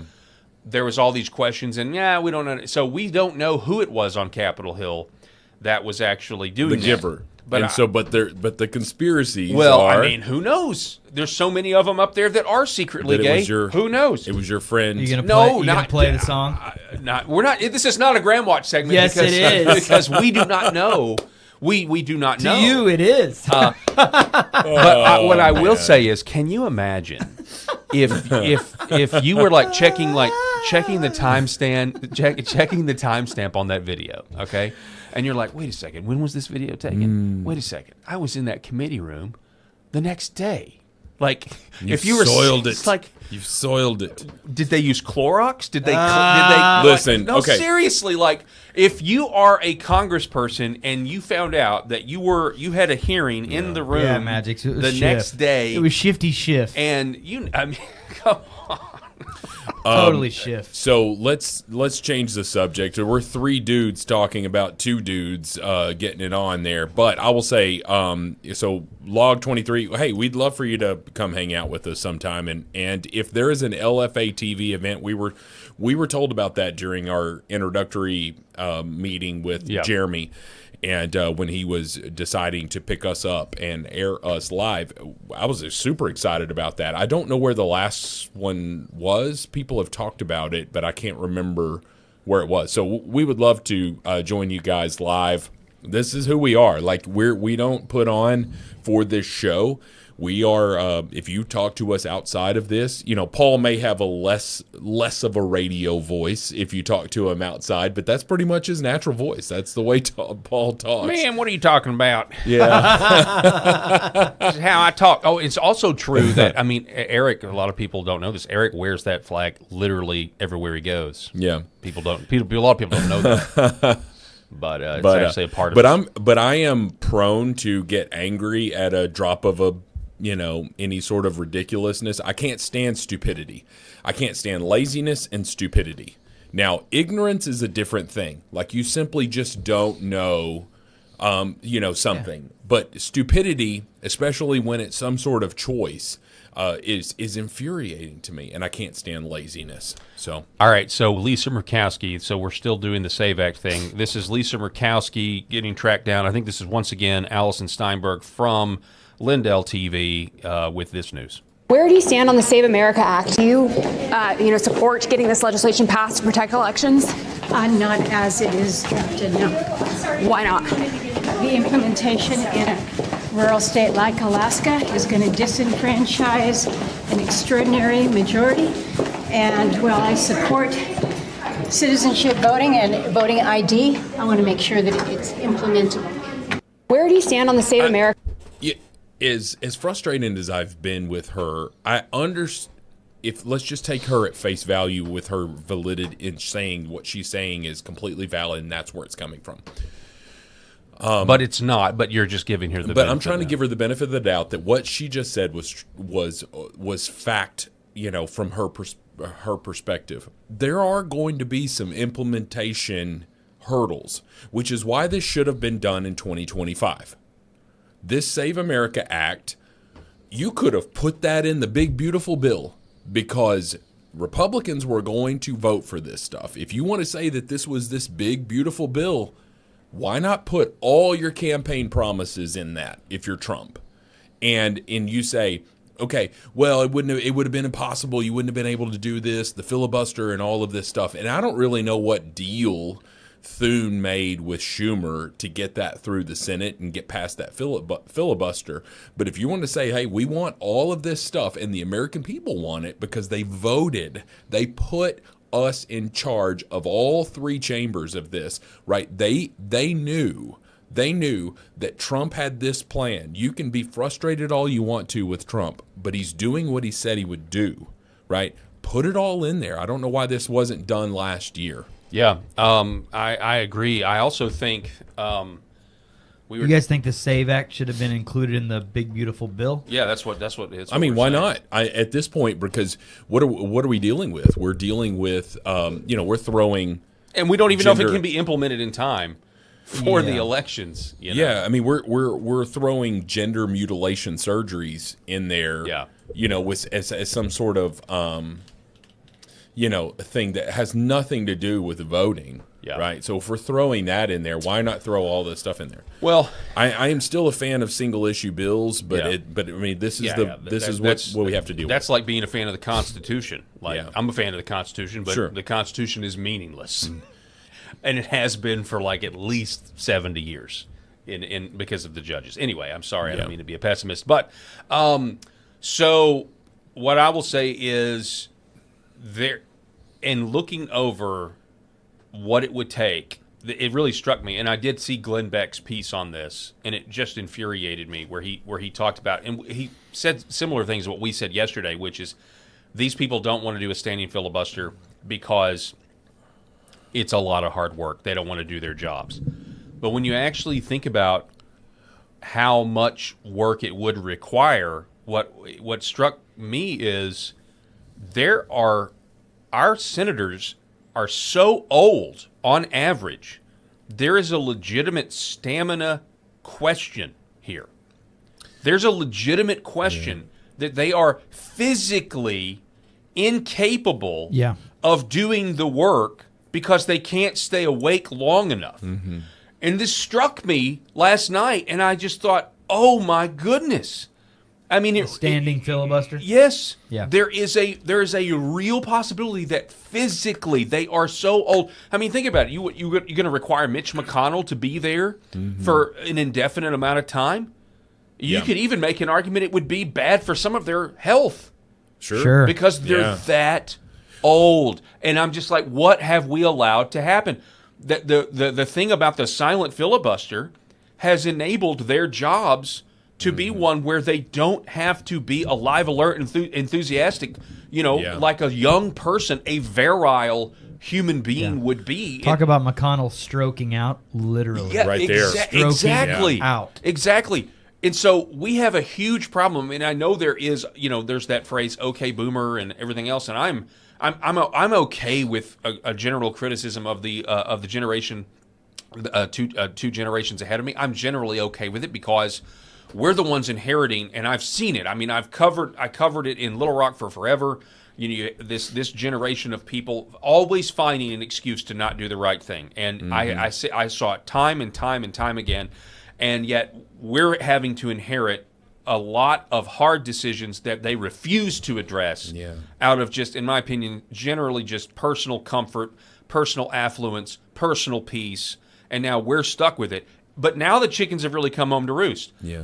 Literally, Lisa Murkowski. Yeah, she looked okay. She looked, fit and healthy. But she's old. Do you think she could do some 48-hour deal where she's got to, be on the floor? And I know there's like a rotation that would happen because you have to maintain the quorum in order for the legislative day to not end. But it really did strike me like it's not just that they're bad at the job, they really may be physically unable to do it. And that is mind-blowing to me. Maybe it's not to you guys, but it's Can I throw one other possible explanation out here why this has not been passed? And here's what I truly believe. I think this is the reason. Okay, this is the reason. We can say it's this or that, but this is what I believe. Every other bill that is being passed on some level is a benefit to that member of the House or the Senate financially. Whether it be we're passing this bill and so I'm receiving donations from this organization or whatever. What money is to be had from the SAVE Act? Other than securing elections and all of that stuff, but what money is to be had? What organization is coming in and and filling the pockets of these senators saying, you've got to get on board with this. Hey, John Thune, the puppet masters over here want this SAVE Act. The American people want it. That should be enough. But that's not the system that we're dealing with, folks. We understand that. We understand it. And it's frustrating as hell that we have such a popular issue that's not going to be implemented because there's no money in it. It's like the senators are John Thune's. You're basically like a drug company. You don't want this to be approved for this illness because there's no money in it for you. We don't want that. We want this one where we're going to charge $14,000 a month for it. It's sickening. It's frustrating, and I'm sick of it. Average age, real quick, just a quick search. The average age of a U.S. senator is 65. Over half of them are over the age of 65. You have Chuck Grassley, who is 91, Bernie Sanders, who's 84, Mitch McConnell is 83, Jim Risch is 82, Angus King 81, Dick Durbin 81, Richard Blumenthal 80, Ed Markey 79, Gene Shaheen 79, Ben Cardin 78, Elizabeth Warren is 75, Roger Wicker 73, Chuck Schumer 73. Chuck Schumer's only 73 years old. Yeah.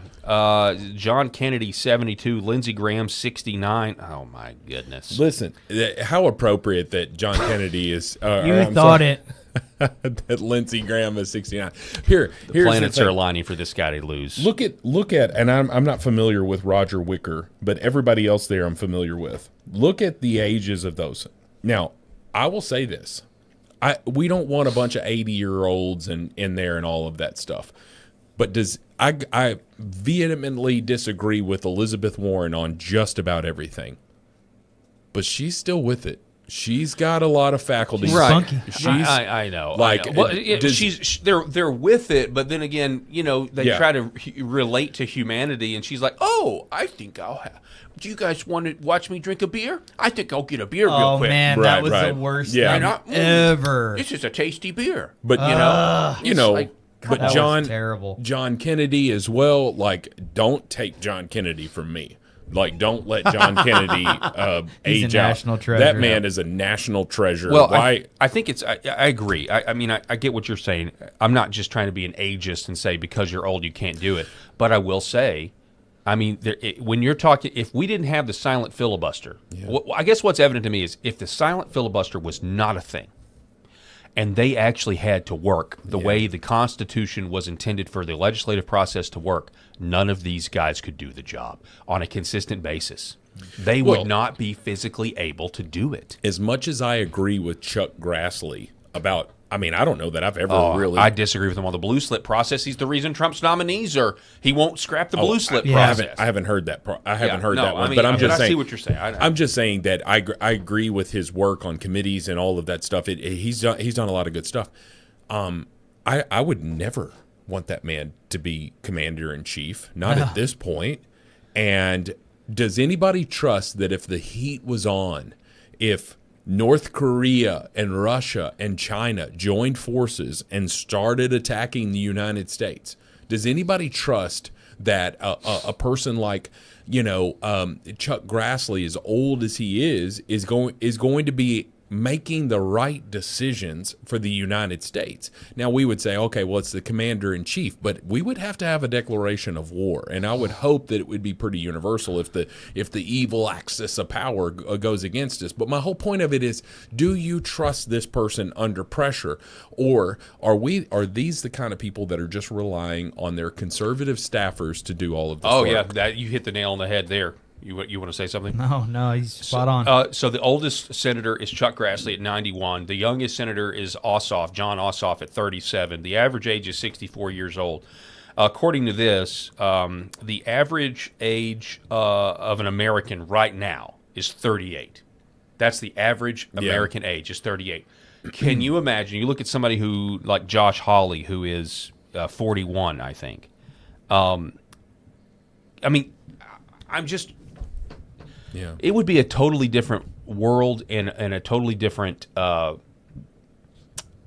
just the battlefield would look a lot different if we had people who were much, much younger.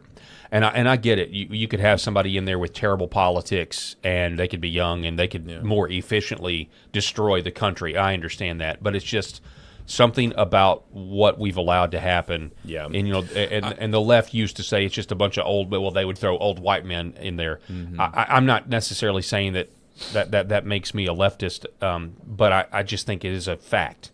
If the silent filibuster went away and these people actually had to legislate for a living on contentious issues, the ones that are 75 or older would not be able to keep up with the pace. Yeah. They're physically unable to do the job. To answer a question in our chat here, no, I don't trust AOC. I don't trust AOC on anything. No. I don't trust her on anything. I would trust Chuck Grassley over AOC. Yeah, we're talking about people on the right. We're talking about our representatives, the ones that we conservatives are sending to Capitol Hill. And I don't want a senator in her 20s or his 20s. I don't think you've got enough life experience. I think even in your 30s, because I mean, do you have children? Are you married? What kind of I want to know a little bit more about you if you're in your 30s. I think we're all in our 40s. Eric, I don't know how old you are, but I feel like you're pretty close to 40. But we're all in our 40s, and I look at it and try to say, okay, well, I there's a lot that I don't know about the world. But I would look back at who I was 10 years ago and be like, you're a moron. Mm-hmm. You're an idiot. Yeah, definitely. I was you an idiot don't 10 know years ago. anything. But there's going to be and you still learn every year, I'm sure. If I live to be in my 70s, I'm sure that I still learn. But I'm just saying there's a point of diminishing returns. Is there not? Mm-hmm. And I don't know what that sweet spot is. It's probably different for every person. Well, you got J.D. Vance, who broke the glass ceiling for a millennial. He's the vice president of the United States. Right. And, whether you had somebody on the left or the right, at this point, I mean, when J.D. Vance talks, I relate to him because we're similar age groups. Well, so at some point, what's going on with these fossils that are up there, for the good of the GOP, if you wanted to go down that that whole route, this old stuff, man. I mean, I know that's where the power structures are, but the fact that somebody hasn't gone to Mitch McConnell and been like, "What are you doing, man?" Sure. But he's a puppet. He is the people around him, his staffers, are probably making a ton of money. And they control this. They control 1 out of 100 votes in the most powerful legislative body in the world. They're not going to let average Kentuckians put somebody in there that is less controllable. If you have to be taken by wheelchair to your vote or to your office, now I'm not saying somebody that's handicapped. No, I'm saying that somebody that normally would walk, but you can't walk the distance down the hall. You're not with it, man. Unless you've had some sort of thing like, I had knee replacement surgery, and this is just temporary. No, Mitch McConnell is a walking zombie, and he's now a riding zombie because every video that you see is him. It's like Dianne Feinstein, who was before she passed. They just love the power. Right. I mean, they just love the power. They can't let go of it. Pelosi should have been done many, many years ago, but she cannot. She's Pelosi's worth $140 or $150 million. What the hell is she still doing in office? Like, just enjoy your grandkids Maybe and she's still got people great-grandkids. that she owes big time for that. That's the other thing. You never They can't know. let go of the power. They can't let go of the power. You're right. It's there's it's a question of identity for them. But- if all but of it's- this went away, my identity is not in a broadcaster. Yeah. It's what Yeah. I do. Ultimately, as a believer, my identity is in Christ. I think a lot of these people think that their value, who they are, is what they do. Yeah. And I would just say this: I'm not trying to besmirch someone in their 70s or their 80s or their 90s. Marianne, we're not. You could be or whatever. But to the point, if there's somebody, could you stay up 48 hours and make cogent arguments to fend off the left and get and deliver for the American people? Most people that age cannot do that. Watch a video of Joe Biden in the early 90s when he's on the Senate floor. Now, I'm disagreeing with a lot of what he's saying, but dude's with it. Yeah. Dude's brain is sharp. His face was even different. Yes, it was. If we can go down that conspiracy. I'll go down that road all day long, Joe man. Biden was an imposter. But look at him when he was 80 versus what he was in his 50s. Yeah. Right? And Chuck Grassley, as great as he can be on some of that stuff, he's 91. Yeah. What was he when he was 61? Probably a lot sharper, probably a lot with it. It's just a really bad. It's now out in the open. That's all I'm saying. Go ahead, Derek. What were you going to say? Oh, you're good. It's just you guys are spot on with it. All right. Well, how old did we? Go ahead. I mean, I remember talking about this stuff like decades ago about term limits. Term limits is not a new expression. Everybody understands the fossils, as you mentioned earlier, that are there too long, but that's just baked into the cake. And I'm sorry, but that's just the way it's going to be. Term limits. I get it. That's the only question. That's the only question I ever got to ask Donald Trump in person. Are you serious? Yeah, I got to ask Donald Trump a question when he ran in 2016 in person. Yeah. Why have we never talked about the fact that you've met Donald Trump? Yeah, I really. didn't meet Donald Trump. Were you at a town hall? I was at a RPA, Republican Party of Arkansas, Reagan Day or Lincoln Day. I think it was Lincoln Day dinner for the whole GOP. It was in Hot Springs. Okay, and I went down there, and I asked a loaded question to make Asa Hutchinson look bad to President Trump. This was probably a bad idea on my part in hindsight, but I was kind of always looking for a fight. Is this recorded? Can you play this on the show sometime? I've got the audio somewhere in one of my hard drives. Trump, 100%. Nice. But the question was about term limits. Is what I asked him. Yeah. What did he think of your question? Trump said he argued both points, and he said term limits could be good and term limits could be bad, and he didn't really answer. Yeah. And what you have to understand is the Republican Party of Arkansas just wanted to make a ton of money, right? Most of the politicos and politicians in that room that night were laughing not with Trump. They were laughing at Trump. This was early on in the 2016 primary. No one thought he could win, and in hindsight is really funny to me because he obviously his presence was larger than life and everything, but in order for me to explain my question, it would take a little bit of time, and so maybe we'll save that for another time. But I did get to ask President Trump a question one time in person, and it was on that very issue, term limits. Can I ask you? We're all fans of Trump here, and I will throw this to our chat as well. I want you to ask this question. Ask yourself this question. Have you recently, so it's 2026 right now, have you watched press conferences from Trump in 2016, 10 years ago? Have you done this recently? Yeah, not recently. I have seen some old clips. Because I was going to say clips, yeah. Yeah, if you look at old clips, I mean, look, he murdered Hillary Clinton in those debates. I mean, he was slaughtering her because he was so freaking good, right? And he's with it. I'm not trying to sit here and say that Trump's not with it, But his sharpness 10 years ago, if you can't, he is not exactly the same as he was 10 years ago. And that's the point that I'm trying to make. He is infinitely better than the president that we just had. Yeah. But as smart as he is and all of that stuff, but his articulation, he was much more crisp. Yeah, in 2016. I don't think we're lacking at all because that brain is obviously still working.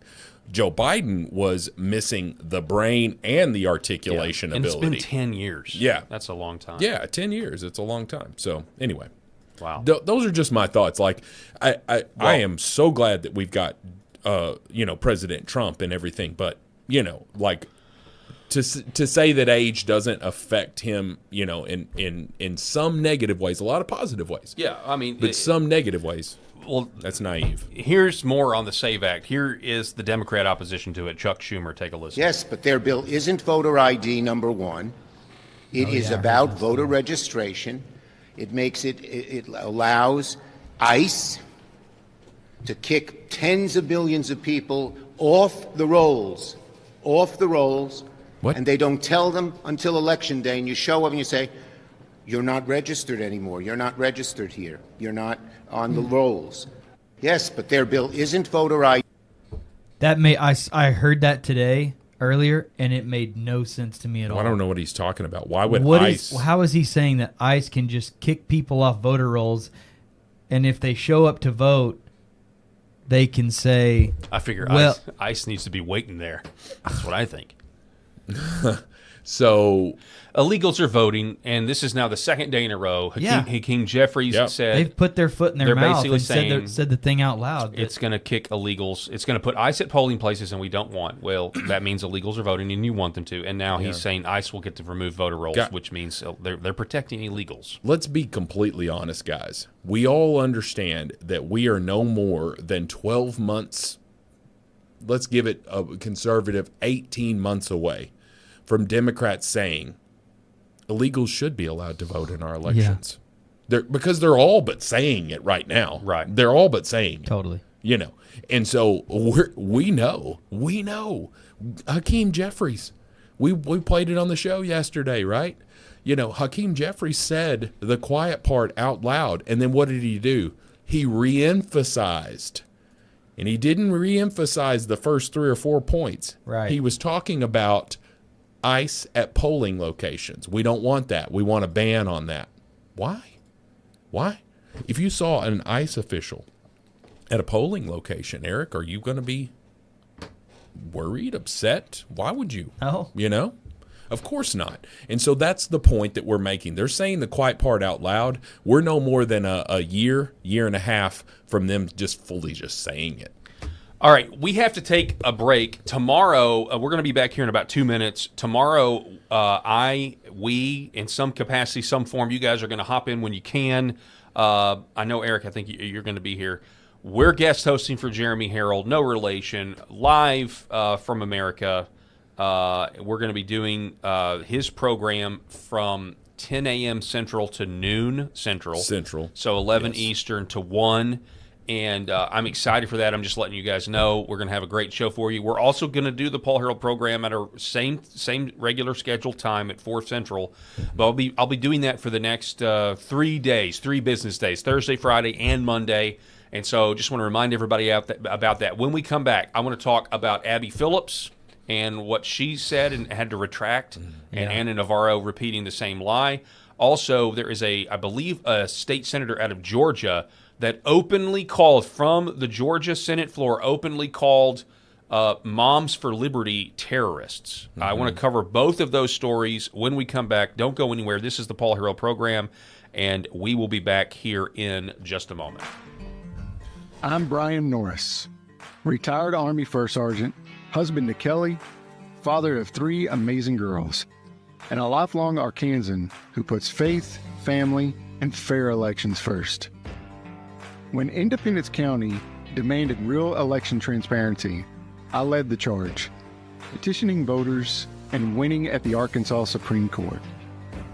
Now, Little Rock bureaucrats are punishing counties like Searcy for putting voters first. That's not real conservatism. It's big government overreach in disguise. That's why Trump allies like General Michael Flynn, Mike Lindell, Justice Michael Gableman, Colonel Conrad Reynolds, Senator Wendy Rogers, and Senator Mark Fincham back me. Together, we'll secure Arkansas's elections and inspire the nation. As Secretary of State, I'll implement President Trump's executive order, verify citizenship, replace hackable voting computers, and build trust with verifiable paper ballots. I'll cut red tape for businesses, harness our natural gas and lithium boom, and attract tech jobs to grow Arkansas strong. This is our fight, our future. Join us. Paid for by Norris for Arkansas. Behind every precious life, there was a choice. Behind every family moment, behind every special memory, there was a choice. A life of joy. A life that is beautifully and wonderfully made. At 7 Weeks Coffee, we are funding the pro-life movement, one cup at a time. Will you let your coffee serve a greater purpose?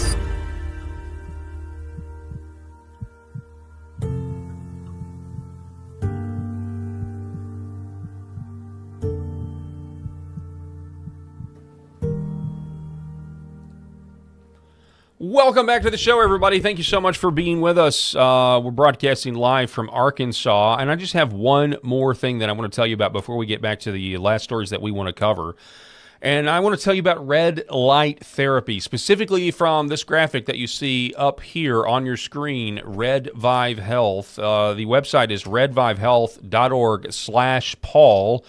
And if you have never heard about what red light does, it is incredible. It is actually the future of medicine, in my opinion. It stimulates blood flow to your body by stimulating your cells, the mitochondria of your cells. It penetrates at the cellular level. We're talking about red light and something called near infrared light. It's the near infrared light that really penetrates the body. It can do things like help with hair growth, but it can do things like improve your athletic performance or other performances. But it gives you so much energy. It can improve sleep. It can improve overall health. And if you've never heard about this, I would love for you to at least try it. I'd love for you to go to redvivehealth.org/Paul. You can save 35% off. That's 35% off. But you can first just do research. Just go to the website and do the research. All of the scientific evidence is there. It is redvivehealth.org/Paul. That's redvivehealth.org/Paul. It's a way for you to really enhance your life. I think it's part of the Maha agenda, and do that, and I would really appreciate it. And I think you will too. This is very much a symbiotic thing. It helps us, but I think it's going to help you. You can use this thing for like 300,000 hours, these panels, for like 300,000 hours before something's going to, break, and probably won't break. But that's what they're rated for. It's incredible, incredible. Eric Haynes is with us. I know Rob had to cut out. Eric? Good to be part of the conversation. Yes, and we have that now. That is now, I thought it was happy to be part of the conversation, not happy good. Is great as well. Do you say good or happy? I thought it was always happy to be part of the conversation. I'm both. Okay. Well, I can update the lower third if necessary. Okay. So what we were talking about here is Abby Phillips. I don't know if you guys saw this, but she's taken a lot of flack for saying that the terrorists that were apprehended in New York were there for Mondami, which is absolutely insane. Listen. 2 Republicans say Muslims don't belong here after an attempted terror attack against New York's Mayor Zohran Mamdani, and the House Speaker Mike Johnson says nothing really to condemn those comments. Another special guest is going to be with us at the table. So it's kind of a throwaway. It's kind of a side, but everybody on X keyed on this because the idea that they were there to attack the Muslim mayor is just insane, and it's the very definition of propaganda. It was so controversial that Abby Phillip had to come out and apologize. Quote, I want to correct something I said last night. The bombs thrown in New York City over the weekend by ISIS-inspired attackers were thrown into a crowd of anti-Muslim protesters and not specifically targeted at Mayor Mamdani. The wording was inaccurate, and I didn't catch it ahead of time. I apologize for the error. There's just one problem with this, Eric Haynes, and that is this apparently is some sort of talking point that's been disseminated all across CNN, because it's not just Abby Phillip that was peddling in this clear, I don't know, it's just factually not accurate. But you also have one of their commentators, Anna Navarro, breaking right-angled news network, says that not even a full 24 hours after CNN's Abby Phillip was forced to issue a retraction after lying and claiming Mamdani was the target of the Islamist attack in New York City, Anna Navarro repeats the same lie with zero pushback from Abby Phillip. Ironic is, so supposedly some of these comments are as a result of the attempt against Mayor Mamdani in New York, who was raised Muslim, was he not, himself? Yeah. So they're being anti-Muslim and they're finally defending Mamdani over something. To be clear, the attack wasn't on Mayor Mamdani. It was on people protesting. It was attacking protesters, people protesting Mamdani. Right by his house. It wasn't to frame it as an anti-Muslim attack would actually completely reverse what happened. Someone who shouted Allah Akbar threw a bomb that didn't go off at the protesters. Republicans are finally doing something. She's talking over him because she knows she's wrong. Or maybe she doesn't and she's too stupid. I think everyone at CNN is complete idiots anyway. They're all completely outmatched by Scott Jennings, and they're an abomination to TV, frankly. You kind of wonder, isn't Scott Jennings from Kentucky? I don't know. I think he is. He's incredible. Well, I've often wondered. I mean, I know I don't know if he's ever held public office. I don't think he has, but you kind of wonder. I know everybody will be clamoring to take Mitch McConnell's place someday, but if Scott Jennings wanted to actually attempt to do it, he certainly would be able. There's a path, is what I'm saying. There certainly would be a path to do it because he's on every house in America, or he's in so many houses in America, and he's certainly on a bunch in Kentucky. Even though Republicans don't watch CNN, but they certainly have X and YouTube and everything else, and so they're familiar with him. It's incredible. I mean, look, the whole Mamdani New York thing is still just a giant powder keg, regardless of like geopolitics and how that might affect everything. That city is essentially in the decline, and it's going to accelerate, and the people that live there are going to suffer. That is, whether they are on board 100%. With the leftist cause or not. The greatest city in America is unrecognizable now, but it is going to descend into total madness and total chaos, because they're almost being given over to that, by the way. Yeah. So it's pretty sad. That absolutely is. I have friends in New York, and they're already starting to feel it, and they're feeling it because a lot of people are leaving. A lot of the business owners and a lot of folks are just saying, all right, that's it. Enough. So they're gone. So I misspoke earlier when I said that the state representative, I first of all, I called her a state senator, and I called her, said that she was from Georgia. I want to issue a correction. She's from South Carolina, not Georgia. This is from Libs of TikTok. I want you to listen to this. This is South Carolina State Representative, Gilda Cobb Hunter, a Democrat, taking to the floor of the legislative body there and talking about the activist group Moms for Liberty. TA or some Moms for Liberty, please. They are a terrorist group. Point of order call. All right, hold on for Miss Cromer. You have a point of order, or you just... Yes, point of order, decorum. All right, decorum. I guess, is that the right one? All right, Miss Cobb. Yes, sir? You've been here long enough, And Mr. Speaker, I would suggest to you that what I just said has been widely used in publications. It's been widely used in a whole lot of arenas. TA or some... Oh, my goodness. It's the next Jasmine Crockett. Just she's in the minor leagues. Dude. The Democrats will see this and say, you need to run for Congress. Well, around here we say, bless her heart. Bless her heart. Yeah. Inciting violence. You just feel bad for the level of stupidity in that statement. And the level of, I mean, Rob was talking earlier about ignorance. Like, there's blissful ignorance where it's just like, they don't happen to know the facts and are you're saying a few things that they don't really have a lot of information about. But then you have just complete and total stupidity. And that's what that is. Mm-hmm. You're exactly right.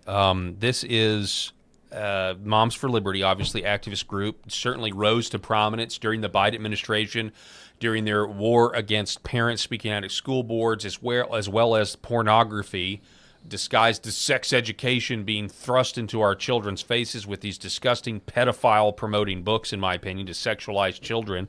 And so Libs of TikTok does have this one right, citing violence against moms, or inciting violence against moms because they want porn out of schools. To actually click this link, and that makes them terroristic, huh? Yeah, that's exactly. Asserting your rights, saying we want to protect kids from this disgusting stuff in our schools is... Good luck with that one, lady. Yeah, you're a terrorist. Moms for Liberty on X actually says yesterday, on the 6th-month anniversary of Charlie Kirk's assassination at South Carolina, a South Carolina state representative stood on the South Carolina House floor and proclaimed Moms for Liberty is a terrorist organization. These are the kind of dangerous words and labels that get people killed. We are joyful warriors working to defend parental rights and protect children. Moms for Liberty is calling the Democratic leaders of South Carolina to condemn her words before the unthinkable happens again. Did you hear her excuse too, by the way? Like, her excuse for saying what she said was that because it's been publicized somewhere, I'm just repeating what was said in something I read. Yeah, and you know, it said they were terrorists. It's like, golly, are you joking? And there probably is a CNN Abby Phillip connection here, just in terms of some panelist somewhere back in the 3 years ago probably said it. Well, we heard it on Abby Phillips, and so it's true. You can say this. They're terrorists. Or you heard it from Joe Biden's personal police force, the FBI. Right. So yeah, it's disgusting. It's despicable, and it just shows you that. Well, Al Green said it. or Rashida Tlaib said it. So now I'm going to say it on the floor of the state house or state senate. Good grief. Black people. No excuse. Black people, according to Al Green, and the sign he held up. Rent the rentals. Rent apes. Yes. Is because he had his hand covered. Yeah. Covering the A. Poor guy. I'll never forget him that. losing his primary. His primary was just. Did he really? He lost. That's great. He and Crockett lost in the same night. Well, so there's new curiosity. I told this. We talked about this earlier when Trump was giving his speech in Kentucky, because we covered basically that whole thing for the first hour. But there is new curiosity in the Strait of Hormuz. Apparently, I can report to you tonight that Lindsey Graham really hates the Strait of Hormuz because it is straight. Sorry. You see that? Yeah. Let's see what. What's up on the screen? No. Lindsey Graham. Very phallical right there. Lindsey Graham hates this area because it's a strait. So it's a funny joke. In all seriousness, though, I guess we could do a Graham watch here if we wanted to. Rob's not here, so it wouldn't annoy him unless he wouldn't be able to say anything. Mark Lynch, his opponent in the primary in South Carolina, says Lindsey Graham is inexcusable, quoting Megyn Kelly. So Megyn Kelly laying into Lindsey Graham. Good for her. And it's a really, really interesting ad. It's a good ad. There's a few F-bombs, so we're not going to play the whole thing, but listen. Lindsey Graham is inexcusable and should not be allowed back on television. Period. He is frothing at the mouth. We're going to blow the hell out of these people. This guy is a homicidal maniac with a bloodlust that is insatiable. Iran is going down and Cuba is next. What? So here's where Megyn Kelly's F-bombs start. We're on television out of north central Arkansas, and so we're going to we're going to not Let's play spare. that. We'll spare the people. But Megan's spot on. Yeah. She's not spot on everything, but she's spot on with that. Oh yeah, I mean, well, that's the thing. You certainly got to the news, and just like with anything, politics in general, it is a tapestry, and I totally agree with anybody who says we have had enough of Lindsey Graham and his new wars. I don't know about you. Senator Lindsey Graham loves new wars. This segment is called Graham Watch, and it's dedicated to him. We see you, Lady G. Here we go. 3, 2.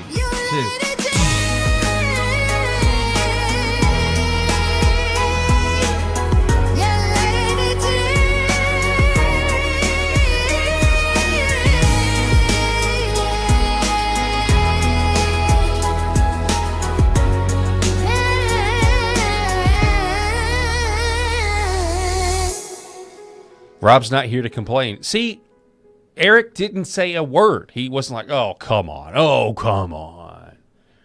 I think it's a great jingle. I think it's just the silence. I need to work on one of my own. For some. Well, we're actually sound off in the chat. We're going to do some recurring segments. Obviously, we have this Graham Watch. We want to actually make this better.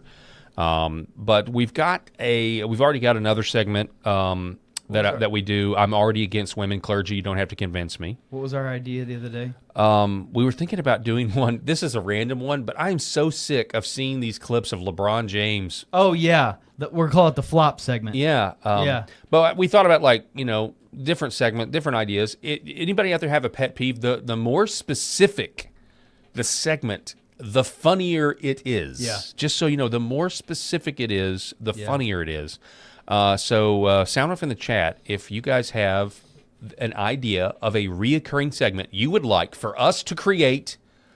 Tell us what the topic is. We may rename it something different if we like it, but tell us what the topic is, because that would be a lot of fun. The LeBron Congressional Flop segment. I like that one. That would be great. I got to work on that one. That would be great.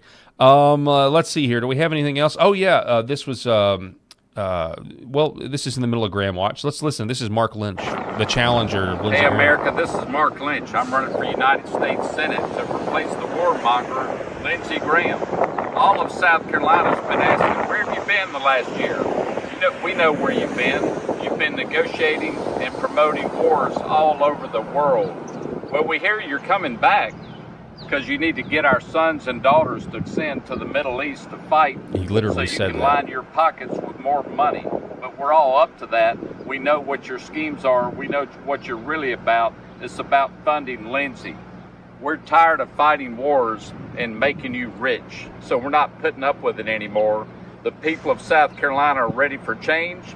They're ready for a true conservative, God-fearing patriot that keeps America first. And that's me, Lindsey. Clean your office out. We're coming to take it over. It's pretty good, and with the oil and with the gas prices that have increased, you can't argue with that. Even though it was up and it's back down, it's still. This all comes down basically on the war topic. This all really is going to come down to the Strait of Hormuz, and can the United States secure the Strait of Hormuz, and in doing so, not lose a lot of American lives. Right. Because it is right there. It is right there. And they will see us coming for a mile away. But maybe we have next generation technology I don't know about. I don't know. But pray for our troops, folks. Pray that our troops stay alive. Stay out of harm's way. Because there are people that want to kill them. So even though, again... Not a fan of this. Not a fan of starting this, but it is what it is. We got to deal with it now, and I don't want Americans to die. That's where I stand. So, Eric, thanks for being with us today. We appreciate it. Happy to be part of the conversation. As always, folks, that's all the time that we have for this edition. We're going to be back here. I'll be back here for Jeremy Harrell's show starting at 10 a.m. God bless everybody. We'll see you.